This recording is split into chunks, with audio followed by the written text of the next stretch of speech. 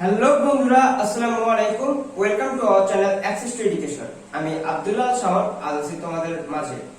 লকডাউনের কারণে তোমরা অনেকে বাসায় বসে বোরিং সময় পার করতেছো। হ্যাঁ, আমিও দুদিন আগে বাসায় বসে বোরিং সময় পার করতেছিলাম। এর মধ্যে একটি ছোট্ট উদ্যোগ নিলাম যাতে তোমাদের মাঝে কিছু জ্ঞান পৌঁছে দিতে পারি। আমাদের এই চ্যানেলটি খোলার মেইন উদ্দেশ্য হচ্ছে একাদশ এবং দ্বাদশ শ্রেণীর জন্য। তোমরা ইতিমধ্যে মাধ্যমিকের রেজাল্ট পেয়েছো, কিন্তু লকডাউন থাকার কারণে বাইরে গিয়ে তোমাদের প্রয়োজনীয় বই খাতা সংগ্রহ করতে পারছো না। তোমাদের এই সমস্যা দূরীকরণেই মূলত আমাদের এই চ্যানেলটি খোলা। আজ আমরা পদার্থবিজ্ঞানের দ্বিতীয় অধ্যায় ভেক্টর নিয়ে আলোচনা করব। এই অধ্যায় আলোচনার পূর্বে রাশি সম্পর্কে একটি ধারণা নেওয়া যাক। রাশি বলতে আমরা বস্তু জগতের সকল পরিমেয় উপাদান সমূহকে বুঝে থাকি। ধরো আমি একটা ডাম্বেল নিচ্ছি, না এখানে তো আমার ডাম্বেল নেওয়ার কোনো প্রয়োজন নেই, আমি একটা ডাস্টার নিয়ে তোমাদেরকে উদাহরণটা বুঝাই। এই ডাস্টারটি তুলতে আমার কাজ হয়েছে 1 জুল পরিমাণ। তাহলে আমি লিখতে পারি আমার কাজের পরিমাণ 1 জুল। এখানে আমরা একটা মান পাচ্ছি, মানটা হচ্ছে 1 জুল। তাহলে কাজটা আমার পরিমাপ করা যাচ্ছে। আমরা এখানে বলতে পারি কাজ একটি রাশি, কারণ আমরা প্রথমে বলছি যে জিনিসগুলো আমাদের পরিমাপ করা যায় সেগুলোকে আমরা রাশি বলে থাকি। এখন আমরা আসি রাশির প্রকারভেদ নিয়ে। রাশিকে আমরা দুই ভাগে ভাগ করে থাকি। এক নম্বর হচ্ছে স্কেলার,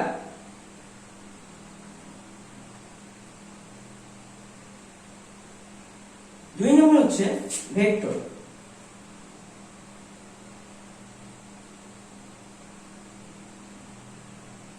এখন বন্ধুরা আমরা এই স্কেলার রাশি এবং ভেক্টর রাশিকে কিভাবে বিভক্ত করতে পারবো, অর্থাৎ কিভাবে ডিফাইন করতে পারবো একটা স্কেলার থেকে একটা ভেক্টর রাশিকে। এখন একটা উদাহরণ দেখে নেওয়া যাক। ধরো আমি এখান থেকে যদি 100 মিটার দূরে যাই, কিন্তু এখান থেকে যদি আমি পশ্চিম দিকে 100 মিটার দূরে যাই, প্রথমে আমার ডিরেকশন দেওয়া নাই যে আমি কোন দিকে 100 মিটার দূরে যাব, কিন্তু পরবর্তীতে আমি বলছি যে পশ্চিম দিকে আমি 100 মিটার যাব। তাহলে আমার উদাহরণটা এভাবে লিখতে পারি আমরা, আমি এখানে দাঁড়িয়ে আছি, এখান থেকে আমি যে কোনো দিকে 100 মিটার যেতে পারি। ধরো এইদিকে যেতে পারি, এইদিকে যেতে পারি, এইদিকে যেতে পারি, এইদিকে যেতে পারি। কিন্তু যদি আমাকে বলে দেওয়া হয় তুমি এই বিন্দু থেকে 100 মিটার দিকে পশ্চিম দিকে যাবা, তার মানে আমি এখানে লিখতে পারি এটা পশ্চিম দিক। এবং প্রথমে আমি 100 মিটারটা একটা মান নিয়েছি। তাহলে যখন আমার কোনো মান দেওয়া থাকবে বা দিক নির্দেশনা দেওয়া থাকবে না, সেটাকে আমরা স্কেলার রাশি বলে থাকি। তাহলে এখানে আমার মান দেওয়া আছে, বাট স্কেলার মান দেওয়া আছে কিন্তু দিক দেওয়া নাই, তাহলে এটা আমরা স্কেলার ধরে থাকবো। কিন্তু যখন আমাদেরকে বলবে যে পশ্চিম দিকে 100 মিটার দূরে যাও, তাহলে কিন্তু তোমাকে আমি খুঁজে বের করতে পারবো যে তুমি পশ্চিম দিকে 100 মিটার দূরে আছো। তাহলে এখন আমার মানের সাথে দিক রয়েছে, তাহলে আমরা বলতে পারি মানের সাথে যখন দিক দেওয়া থাকবে তখন সেটা আমাদের ভেক্টর রাশি। আমরা এখন স্কেলার এবং ভেক্টর রাশিকে রাশির বৈশিষ্ট্যগুলো লিখি। স্কেলার রাশি এবং ভেক্টর রাশি ডিফাইন করার ক্ষেত্রে আমাদের যে প্রধান বৈশিষ্ট্য হচ্ছে সেটা হচ্ছে দিক। তাহলে আমরা লিখতে পারি স্কেলারের ক্ষেত্রে কোনো দিক নেই, কিন্তু ভেক্টরের ক্ষেত্রে আমরা লিখতে পারি এর দিক আছে।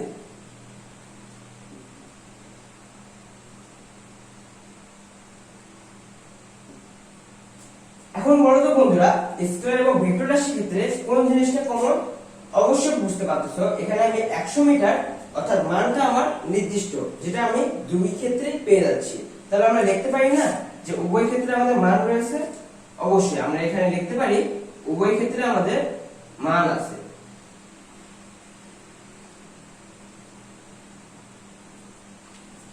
এখন বন্ধুরা দেখে নাও যাক স্কেলার এবং ভেক্টর রাশির উদাহরণ সম্পর্কে।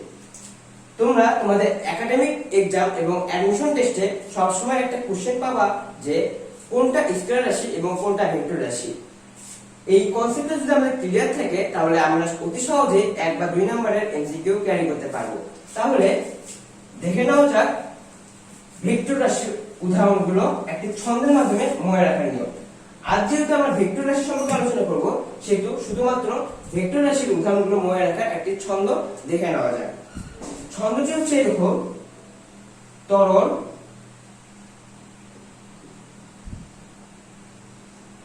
বৎস, আবেগ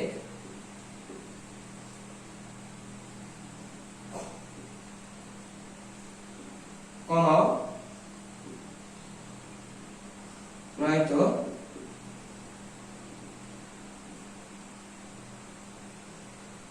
টম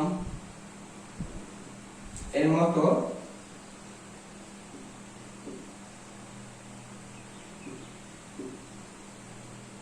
ওজন কমে যাবে। তোমরা যারা ভিডিও দেখতেছো তাদের মধ্যে এমন কেউ নেই যারা টম এন্ড জেরি দেখোনি।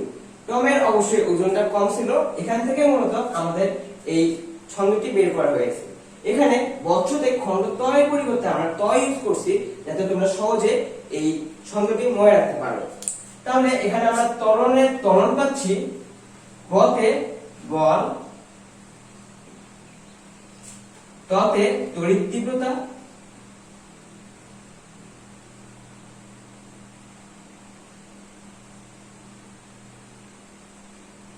দন্তস্বতে সরল,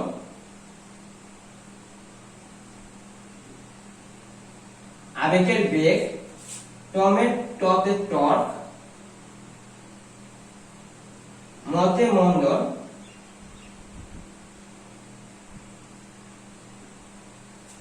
এবং ওজন। এই ছোট্ট সরঞ্জামের মাধ্যমে আমরা ভেক্টর রাশির উদাহরণগুলো অতি সহজে মনে রাখতে পারতেছি। এখন বন্ধুরা দেখে নেওয়া যাক ভেক্টর রাশি আমরা কিভাবে প্রকাশ করি, অর্থাৎ ভেক্টরটাকে আমরা কিভাবে রিপ্রেজেন্ট করতে পারি। মূলত আমরা একটি ভেক্টরকে চারটি উপায়ে প্রেজেন্ট করতে পারি। উপায়গুলো তোমাদের সামনে আমি এখন তুলে ধরব।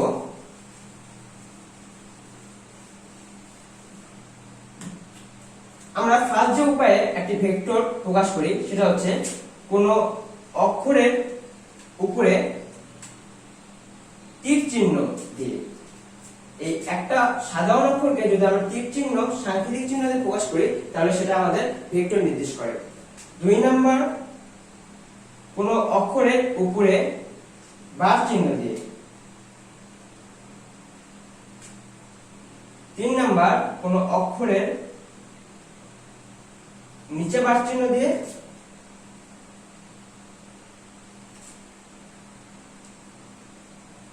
4 নাম্বার কোন অক্ষরকে মোটা করে লিখে, যেটাকে আমরা ইংলিশে বোল্ড করে লেখা বলি। এই চারটা রীতির একটা ইউজ করে আমরা মূলত ভেক্টর প্রকাশ করে থাকি। এখন ভেক্টরের পাদবিন্দু এবং শীর্ষবিন্দু নিয়ে আলোচনা করা যায়। এখানে আমি একটা সরলরেখা নেই, এটা মূলত একটি সাধারণ সরলরেখা, কিন্তু এটা যদি আমি দিক নির্দেশ করে দেই একটি অ্যারো চিহ্নের মাধ্যমে তাহলে বলতে পারি এটা একটি ভেক্টর। একটা ভেক্টরের দুইটা বিন্দু থাকে। প্রথমটা হচ্ছে আমাদের স্টার্টিং পয়েন্ট বা এটাকে আমরা পাদবিন্দু বলি,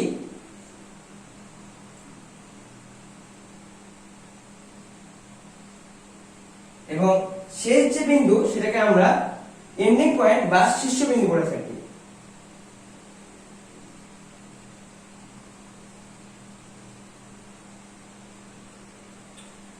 এখন আমরা স্টার্টিং পয়েন্টটাকে যদি পি দ্বারা প্রকাশ করি এবং এন্ডিং পয়েন্টকে যদি আমরা কিউ দ্বারা প্রকাশ করি তাহলে তোমাদের কাছে একটা কোশ্চেন রাখি। আমরা ইতিমধ্যেই ভেক্টর এবং স্কেলারের ডিফারেন্ট সম্পর্কে আলোচনা করার সময় বলেছি তুমি 100 মিটার পশ্চিম দিকে গিয়েছো।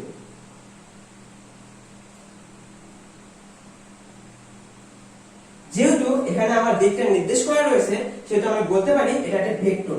আমরা এই ভেক্টরটাকে আর দ্বারা প্রকাশ করি, তাহলে আমরা কি লিখব বন্ধুরা? এখানে আর লিখি। এখন বলতো বন্ধুরা এটা কি আমার ভেক্টর প্রকাশ করা হলো? না, কারণ আমরা ইতিমধ্যে বলেছি এই চারটির যে কোনো একটি সাংকেতিক চিহ্ন ব্যবহার করে আমরা ভেক্টর প্রকাশ করে থাকি।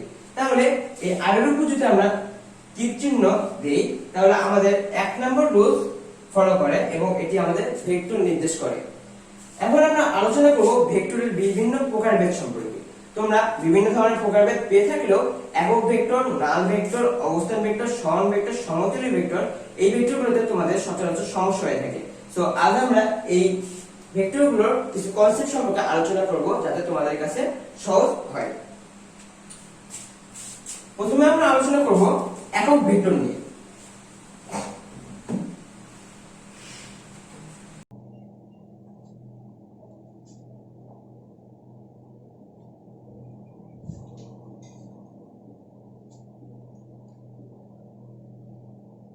একক ভেক্টর থেকে তোমরা বুঝতে পারছো এই ভেক্টরের মান 1 হবে এবং এই ভেক্টরকে আমরা অশূন্য ভেক্টর বা জিরো ভেক্টর বলে থাকি, ইউনিট ভেক্টর বলে থাকি। লিখি আমরা এখানে অশূন্য বা ইউনিট ভেক্টর বলে থাকি আমরা। যেহেতু আমাদের এটা অশূন্য ভেক্টর, তাহলে আমরা লিখতে পারি কোনো একটি ভেক্টর এবং এই ভেক্টরের মান কখনো শূন্য হতে পারে না।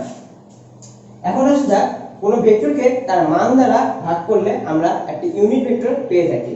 তাহলে কোনো একটি ভেক্টর যদি a হয়ে থাকে এবং এই ভেক্টরের মান দ্বারা ভাগ করলে আমরা একটি একক ভেক্টর ধরি, এক ভেক্টরটি আমাদের a, কিন্তু একক ভেক্টর প্রকাশ করার ক্ষেত্রে আমরা ভেক্টরের উপর টুপি চিহ্ন ইউজ করি। এখন একটা উদাহরণ চিত্র থেকে দেখে নেওয়া যায় কিভাবে আমরা একক ভেক্টর পেয়ে থাকি। ধরি এই ভেক্টরটির মান হচ্ছে আমাদের 5a।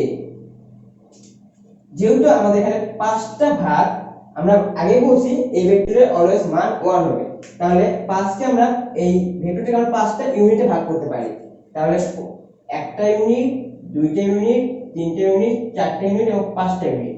এই 5টা ইউনিটের 5টা একক ভেক্টর যদি আমরা গুণ করি তাহলে আমরা প্রধান ভেক্টরটি পাবো।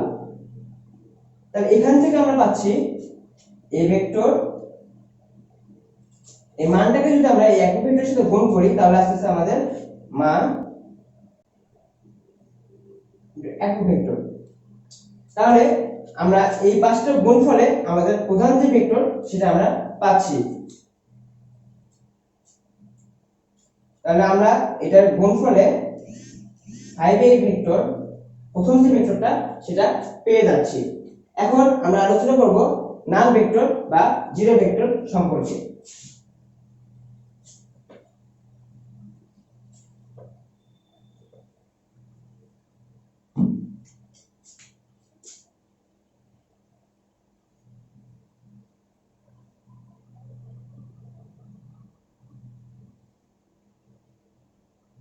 নাল ভেক্টরকে আমরা জিরো ভেক্টর বলে থাকি।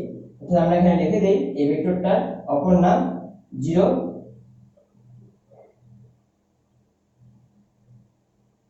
ভেক্টর। নাল ভেক্টরকে আমরা শূন্যের উপর তীর চিহ্ন দিয়ে প্রকাশ করে থাকি।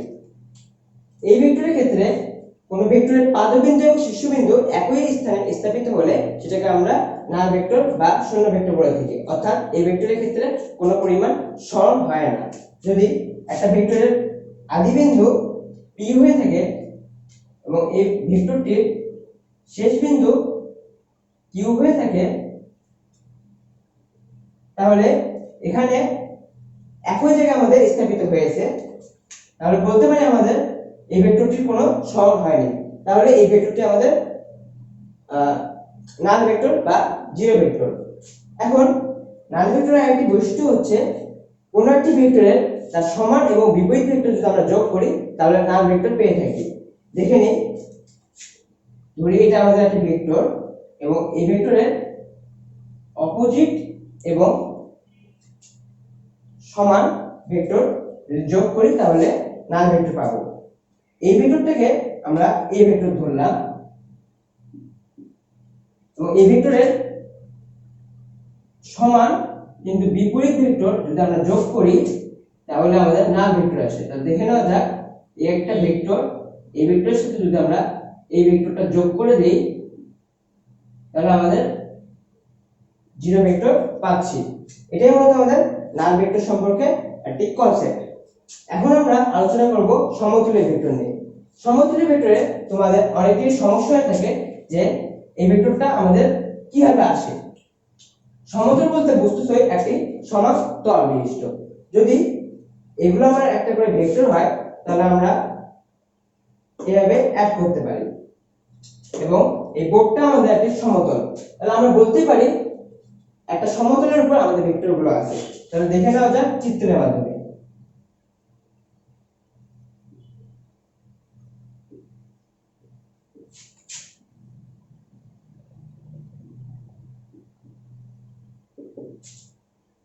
আমরা একটি তল কল্পনা করলাম, এটা একটা আমাদের তল। এই তলের উপর যদি আমরা ভেক্টর আঁকি তাহলে আমাদের চিত্রটি হচ্ছে এরকম। এই ভেক্টরগুলো আমাদের একটি সমতলের উপর অবস্থান, তাহলে আমরা বলতে পারি এটা একটি সমতুল্য ভেক্টর।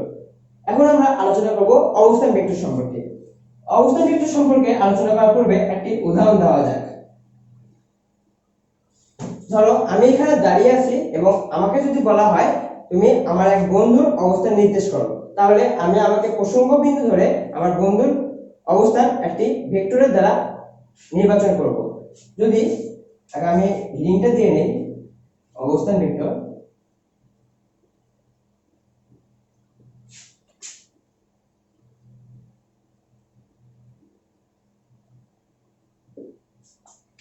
ও বিন্দুগামী মূল বিন্দুগামী x y z একটি ত্রিমাত্রিক প্রসঙ্গ কাঠামো। এই প্রসঙ্গ কাঠামোতে ও x y z এই প্রসঙ্গ কাঠামোতে যদি আমরা p বিন্দুর অবস্থান নির্দেশ করি, তাহলে যে ভেক্টরটা আমরা ব্যবহার করে থাকি সেটাই মূলত আমাদের অবস্থান ভেক্টর নির্দেশ করে। ধরি এই p বিন্দুর অবস্থানটা আমরা OP ভেক্টর দ্বারা প্রকাশ করতেছি, তাহলে OP ভেক্টরটি আমার এখানে অবস্থান ভেক্টর। তার মানে বোঝা যাচ্ছে মূল বিন্দুর সাপেক্ষে যখন কোনো বিন্দুর অবস্থান নির্দেশ করব আমরা, তখন সেটাকে আমরা অবস্থান ভেক্টর বলে থাকি। অবস্থান ভেক্টরকে আমরা ব্যাসার্ধ ভেক্টরও বলে থাকি।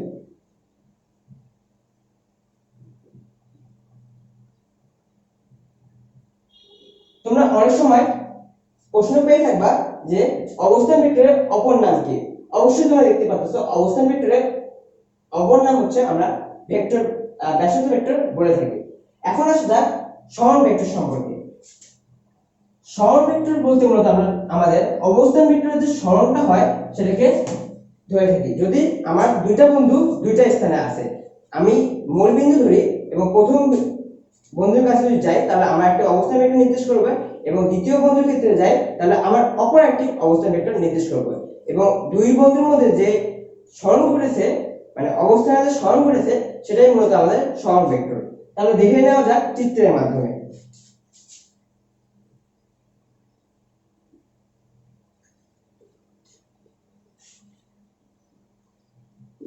আমরা প্রথমে বললাম যে অবস্থানের পরিবর্তনকে মূলত আমরা সরণ ভেক্টর বলে থাকি।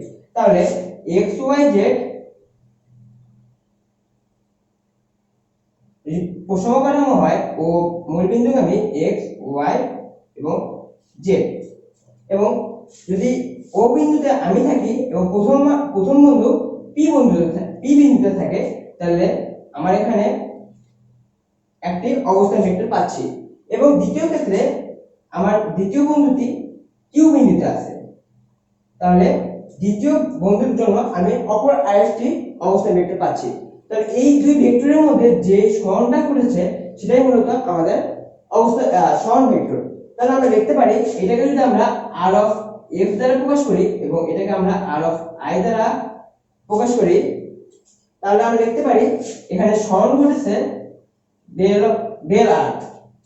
তাহলে এটা আমরা যদি সমীকরণের দ্বারা বুঝাই তাহলে লিখতে পারি ডেল r ইকুয়াল টু দ্বিতীয় যে সরণ ঘটেছে সেটা মাইনাস প্রথম ক্ষেত্রে যে সরণ ঘটেছে সেটা। অর্থাৎ অবস্থান ভেক্টরে যে সরণ ঘটে সেটাকে মূলত আমরা সরণ ভেক্টর বলে থাকি। ওকে বন্ধুরা, আজ আমাদের এখানে ভিডিওটি শেষ করতেছি। যদি আমাদের ভিডিওটি তোমাদের পছন্দ হয়ে থাকে তাহলে অবশ্যই শেয়ার করবা তোমাদের বন্ধুদের মাঝে, এবং আমাদের দ্বিতীয় ভিডিওতে আমরা ভেক্টরের যোগ বিয়োগ নিয়ে আলোচনা করব। যদি আমাদের ভিডিওতে কোনো সমস্যা হয়ে থাকে এবং বুঝতে তোমাদের কোনো সমস্যা হয়ে থাকে অথবা তোমাদের কোনো প্রশ্ন থাকে, তাহলে অবশ্যই কমেন্ট বক্সে তোমরা কমেন্ট করে জানাবা আমাদেরকে। আজ এখানে শেষ করলাম। Stay home, stay safe.